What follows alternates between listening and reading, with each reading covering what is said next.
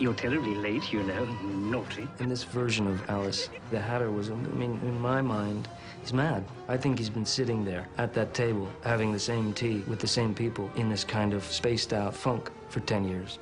I think he's been frozen in time, waiting for Alice to come back.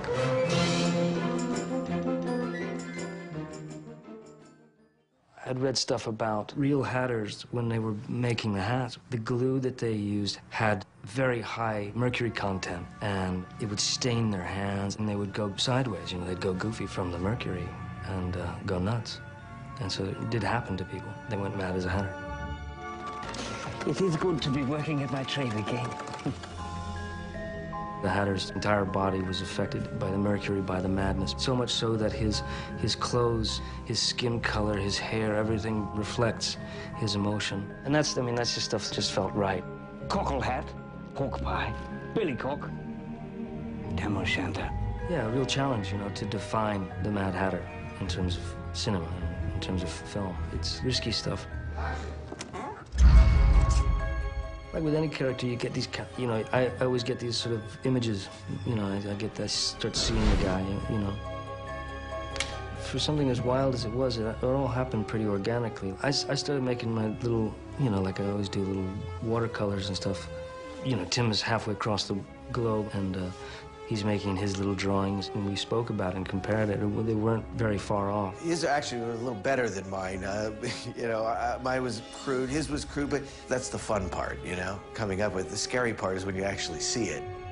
So what I did is I took that illustration and sort of translated it onto his face, you know, using his features. The wig, you know, we had this electric orange yak hair that just kind of, you know, had its own personality. We did start exploring every orange-haired character, and it's quite disturbing when you do that. I wanted him to have electrified kind of eyes, you know, so we got these unbelievably green lenses, and I had one of them painted just ever so slightly off, you know, so it's kind of, he's never really looking straight at you. He's always looking a little bit farther. Initially, when Tim was drawing a lot of the concepts and little sketches for various characters, like the Mad Hatter or the Red Queen, he has an artistic style where he actually draws characters with big heads and big eyes. And so what we did was end up saying, you know what, let's take some footage and let's blow up Johnny Depp's eyes and see what that adds to his character and see what that looks like.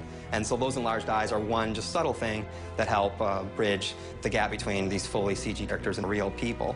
It's not a motion capture representation. When you see Johnny's performance, it's him, it's his eyes, it's his face, it's everything. He's got amazing costume with all the ribbons and the bobbins. I thought it would be cool if, I mean, we talked about him having all the tools of his trade apparent, so they aren't just on a shelf, but they're part of his costume, and like little scissors things, and he's got his thimbles, which were an early idea, and his pincushion ring, and all these things.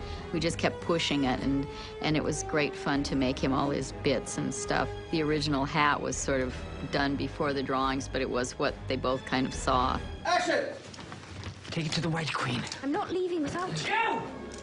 When I first saw him in all his hair and makeup, he was so unrecognizable that it was just like he was just the character from the beginning. This is impossible. Only if you believe it is. When he leaves the trailer, when his costume goes on, it's complete, but he is the Mad Hatter. I mean, he's gone from Johnny Depp to the Mad Hatter.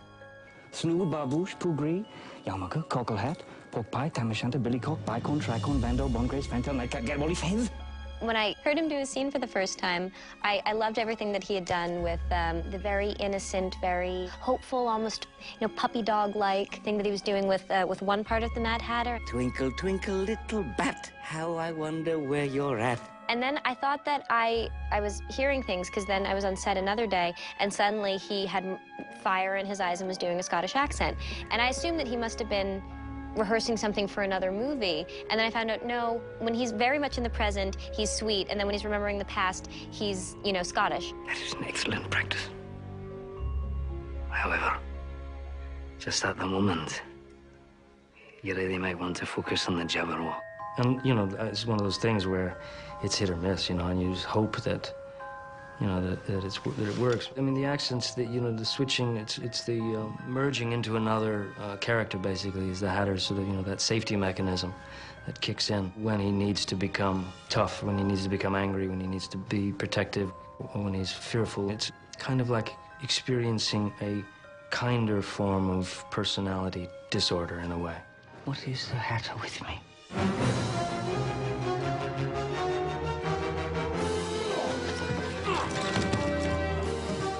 But the combination of being able to play the Mad Hatter and breathe life into that and kind of take what Lewis Carroll has done and what Tim's vision is and then throw your own stuff in there. It's just like the stuff dreams are made of.